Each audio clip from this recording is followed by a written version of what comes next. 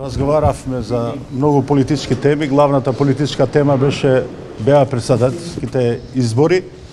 Заедно се сложивме дека владата треба да продолжува со нормализација на ситуацијата и внатре во државата и надвор, со нормализација на функционирање на институциите, на системот, затоа што пред нас имаме многу важни задачи, како што се отварање на преговори за интеграција во Европска Унија и ратификација на нашето членство во НАТО од страна на парламентите на државите што се членка на НАТО. Мислам дека би било добро да се номинира како кандидат на владата, што значи продолжување на нормализација и на оваа политика.